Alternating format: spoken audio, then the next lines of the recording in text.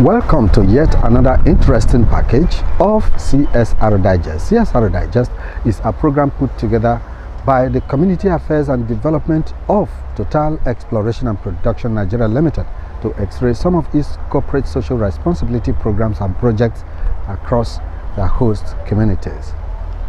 In this episode, we are looking at the celebration of Egu ceremony in the Egu Ogba Cultural Festival of Ogba Kingdom, particularly Egu. In good or in bad time, Total Exploration and Production Nigeria Limited always identify with its host communities. And this time around, we are at the Palace of Ezegi in Erema, in Ogba Mandoni local government area, to open the ceremony with the Ezegi at the helm of affairs. Join me as we witness that event. My name is Ndum Ajie. The Egu Kingdom Cultural Festival, the Egu Ogba, had always been a unique rallying point for all sons and daughters of the kingdom, both home and abroad, attracting visitors including international community, corporate organizations, and government functionaries. The ceremony, which normally attracts more than 2,000 people, however, was reduced to less than 40 persons in a mini palace to observe the COVID-19 protocols. In his goodwill message to the people, Managing Director, Total Exploration and Production Nigeria Limited, Mr. Mike Sandstar, said his participation in this year's festival was born out of the love he has for the culture, which is part of Total's diversity and respect for its host communities. Represented by the Executive General Manager, Corporate Services, Vincent Nadi, Mr. Sandstar called on the people to celebrate in safety. As a mark of respect, and in keeping with regulations, a limited delegation is here to represent me and the company. Obameka? Yeah. Culture is recognized in total as part of our diversity and respect for our host communities. It is against this background that the annual Egu Ogba Festival has been included into our corporate calendar of events. As you celebrate, we advise that you do so in a safe manner, given the COVID-19 environment. A few months ago, we offered our support to the communities.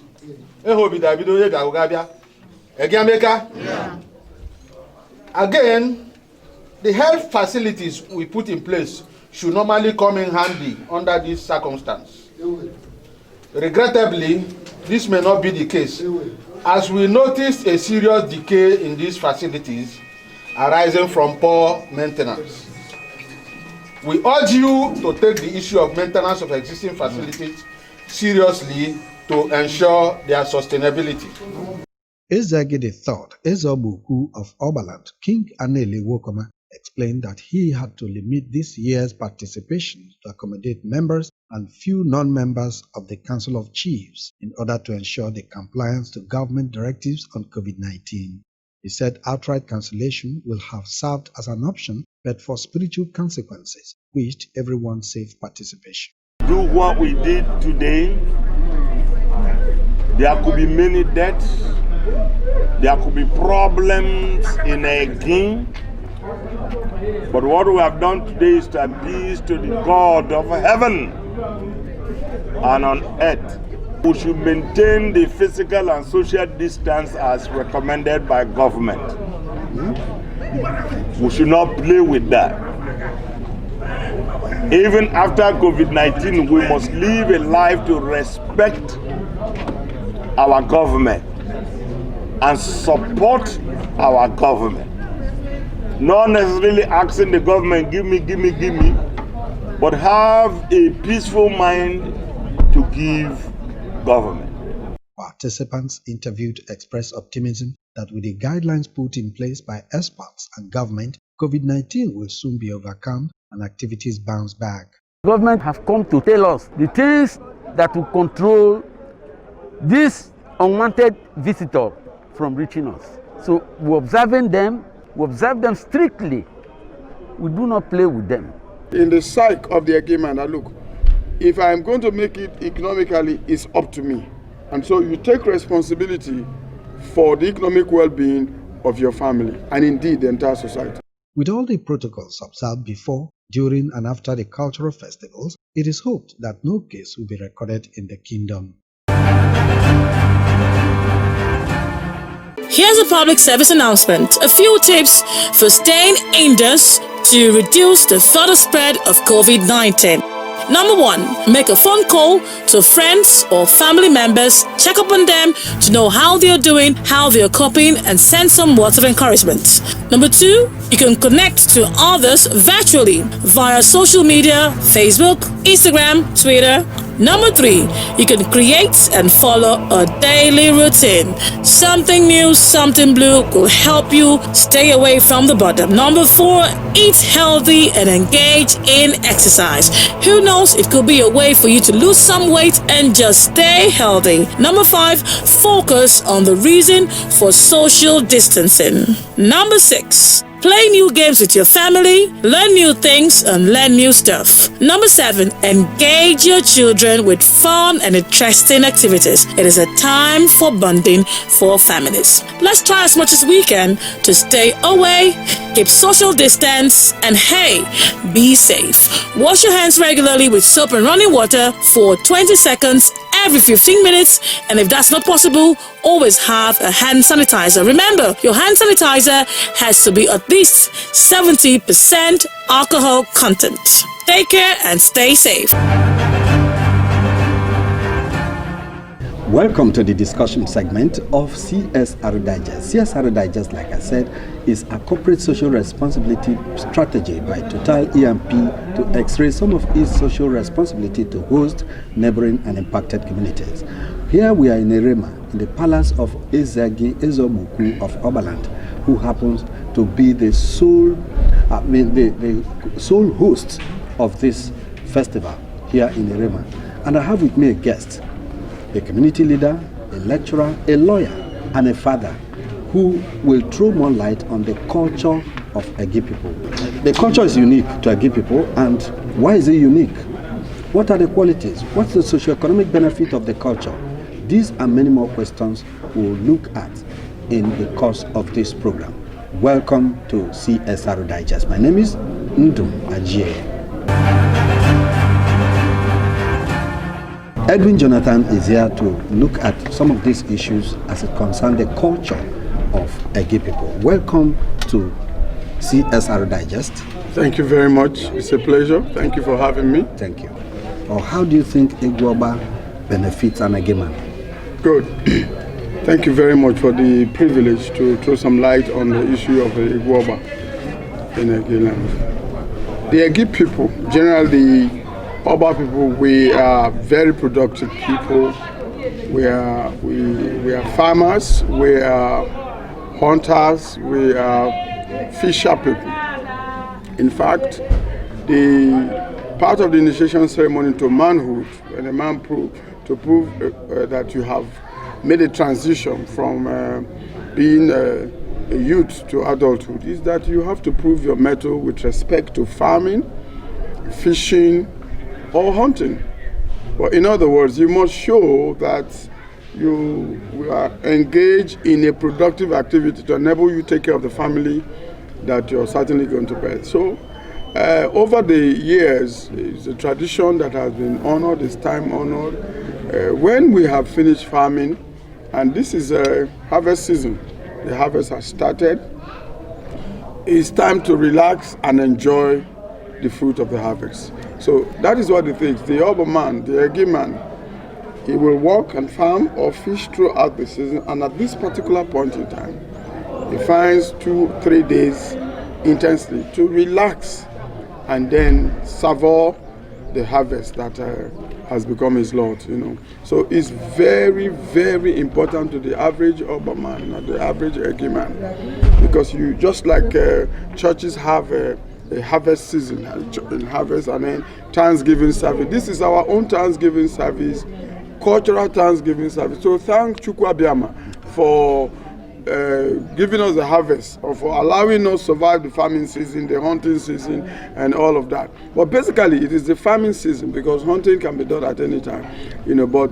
these are the things that the Egu man does. He's either a farmer, a hunter, or a fisherman. Now, how has this, improved the socio-economic life of the Egiman? You see, the way we were raised, it's unfortunate that today there's a paradigm shift. You can see a young man say, I don't have a job. It's not known in the agriculture. Nobody will wake up and say you don't have a job. You don't have a job, the land's finished. You till the land for farming, or you go to the bush and hunt for animals, or you go to the river and kill fish. So that puts in you as a man that responsibility to get involved in economic activities to run your family. We don't. It's difficult to see the Egiman beg. Cap in hand begging a fellow man. No, when you have your hands and your legs complete, you go either farming or fishing or hunting to earn your own money. Now, there's nothing wrong with somebody who is richer than you helping you, but we don't go to beg because we cannot make money on our own. So if you ask me the socio-economic importance of this, I would say that after this rest season, we also go back to farming. It's a continuum. We continue to do what we need to do to stay economically viable. So if you are a hunter, after this season, you think of how to service your gun or buy more gun or get dogs that will help you, in the next hunting season and all of that. So for us, it creates in the psyche of the Egiman that, look, if I'm going to make it economically, it's up to me.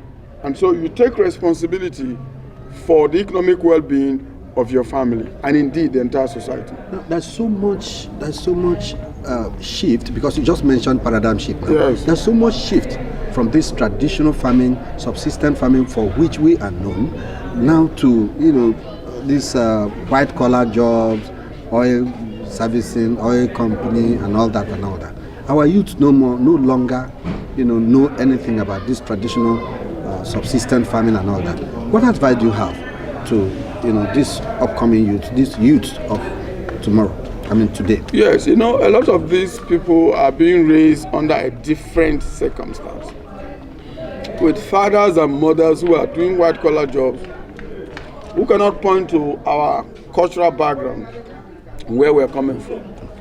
And because they do not receive this kind of, how many families today will sit their son down and say, look, I'm going to get a plot of land for you to farm. Or I'm going to buy you a licensed dingo so you can go and hunt. I'm going to buy you net so you can go. Nobody does that. We're raising our children with the Western lifestyle. And there's not enough Western job to be done here. There's not enough. That's the mistake we made. When oil came, everybody went to oil. Oil is running the entire nation. And with bad governance, people are even stealing the money. So the economic imperative of oil is not getting down to the man on the street. But somebody has to survive.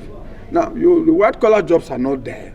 And these people do not have the orientation to go to the farm. Coupled with insecurity, if you go to the farm these days, we might not even return.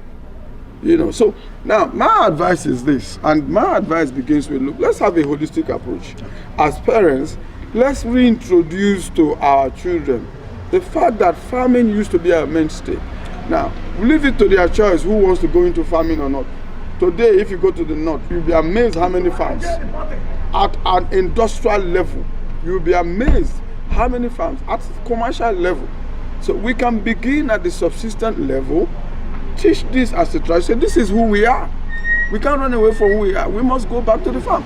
Start subsistence, and then, of course, let companies like Total begin to think of how to give facilities to young farmers from Egi to encourage other people to get into farming. Because, for instance, now, we used to farm yam and sell yam to people. We don't have such things anymore.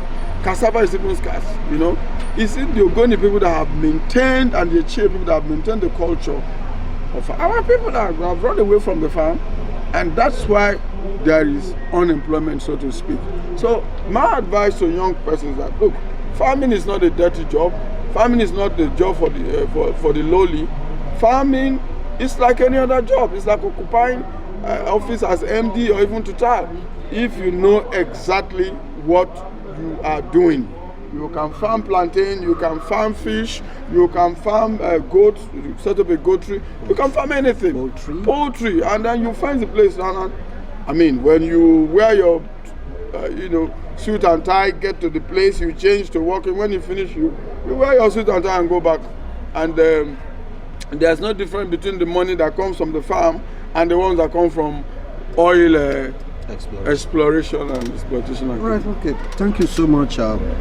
We'll take a short break now. When we come back, we'll go to the second segment of CSR Digest. Thank you so much, Barrister Edwin. Thank you for the privilege of it. Here's a public service announcement. A few tips for staying indoors to reduce the further spread of COVID-19. Number 1, make a phone call to friends or family members, check up on them to know how they're doing, how they're coping, and send some words of encouragement. Number 2, you can connect to others virtually via social media, Facebook, Instagram, Twitter. Number 3, you can create and follow a daily routine. Something new, something blue will help you stay away from the bottom. Number 4, eat healthy and engage in exercise. Who knows, it could be a way for you to lose some weight and just stay healthy. Number 5, focus on the reason for social distancing. Number 6, play new games with your family, learn new things, and learn new stuff. Number 7, engage your children with fun and interesting activities. It is a time for bonding for families. Let's try as much as we can to stay away, keep social distance, and hey, be safe. Wash your hands regularly with soap and running water for 20 seconds every 15 minutes, and if that's not possible, always have a hand sanitizer. Remember, your hand sanitizer has to be at least 70% alcohol content. Take care and stay safe. Welcome back to CSR Digest. CSR Digest is a program put together by Total E&P Nigeria Limited to x-ray some of its social responsibilities to host and neighboring communities. And today I have the Executive General Manager, Corporate Affairs, and representing Mike Sanster, the MD of Total E&P, who have come to deliver the company's message to the socio-cultural festival organized by Egu people. Engineer Vincent Nade has been on this program and he's here as a guest, very brief anyway. Now, Engineer, you look at Egu and culture, you look at Total. What is the relationship between Total and Egu culture? Well, I can tell you that Total was built on a very strong culture. We are an E&P company, but we have a very strong culture because part of it is that you cannot do any business without the people. So stemming from that, we have to have policies that guide our relationships wherever we go. As you know, that culture varies from country to country, from ethnic diversities to communities and all that.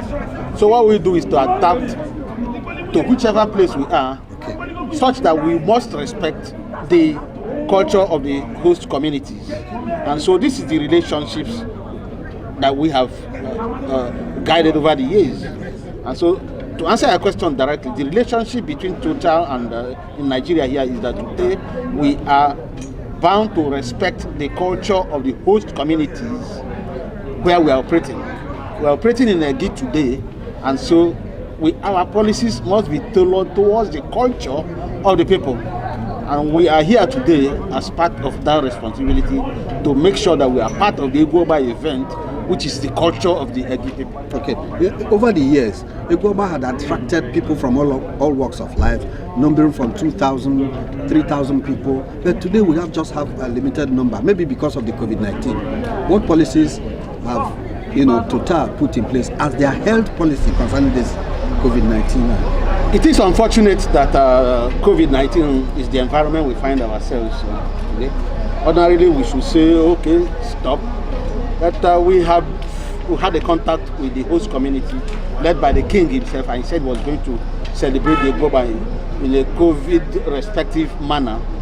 And so we said we must be also there. as you have seen what happened here today, it happened in that type of environment, respecting all the rules and regulations for that. It is a health issue, like you have mentioned, and so, in fact, we are very proud that, look, in terms of health in Egi today, total we have constructed, if I cannot, over 10 health centers in Egi. And so we could boast that we have the facilities that was unable to sustain the health challenges available. But like you heard in the address, what we found out recently was that some of the facilities are not in the best position. So we are working with the communities. We have appealed to them today that look, they need to look at the sustainability of these health centers. When such pandemics like we have COVID-19 come around, it is the health facilities that will support that. Exactly. Also to mention that when this started, we also supported the community. Yes, on palliative. Yes, on palliative. Total came strongly to talk about the palliatives and all that. So we are part of the communities and we will respond as needed.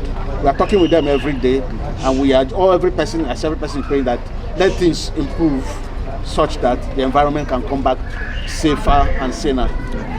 Thank you so much. Egu Ogba means the festival of Ogba people. This festival, I am told, started way back 700 AD. So you can see it's over 1,300 years.